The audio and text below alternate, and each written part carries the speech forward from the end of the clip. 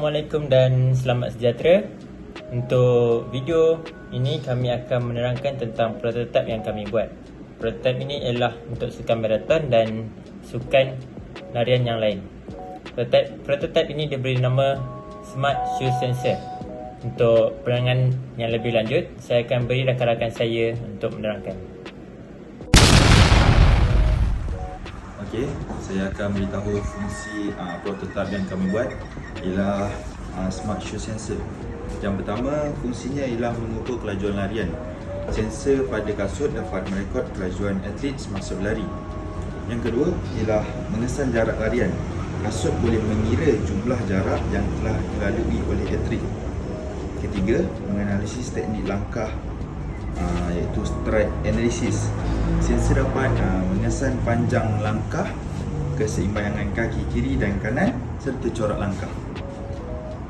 Yang keempat pula ialah mengesan tekanan kaki. Sensor pada tapak kasut boleh mengesan tekanan kaki semasa mendarat bagi mengelakkan kecederaan. Yang kelima pula ialah menghantar data ke aplikasi telefon, iaitu semua data dihantar melalui Bluetooth ke aplikasi telefon untuk analisis prestasi atlet. Seterusnya, teknologi yang digunakan. Kasut ini menggunakan sensor tekanan atau lebih dikenali dengan pressure sensor. Pressure sensor ini diletakkan pada tapak kasut untuk mengesan tekanan semasa atlet berlari atau mendarat. Yang kedua, sensor pergerakan. Sensor pergerakan ini digunakan untuk mengesan pergerakan kaki, kelajuan dan corak langkah atlet. Ketiga, Bluetooth teknologi. Digunakan untuk menghantar data dari kasut ke aplikasi telefon pintar seperti Strava yang digunakan oleh atlet larian. Yang keempat, GPS teknologi. Membantu mengesan jarak larian dan lokasi atlet semasa latihan. Yang kelima, mobile application. Aplikasi ini digunakan untuk memaparkan data seperti kelajuan, jarak, teknik langkah dan analisis prestasi atlet. Okey, seterusnya saya akan menerangkan tentang penambahbaikan prototipe.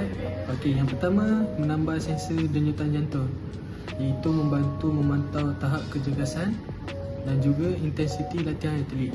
Yang kedua, sistem amaran kecederaan. Aplikasi boleh memberi amaran jika tekanan kaki terlalu tinggi atau teknik larian tidak betul. Okey, yang ketiga, bateri tahan lama, iaitu yang menggunakan bateri yang boleh bertahan lebih lama atau sistem pengecasan tanpa wayar. Okey, akhir sekali, reka bentuk lebih ringan dan tahan air. Okey, contohnya supaya kasut lebih selesa digunakan semasa latihan atau pertandingan. Itu sahaja.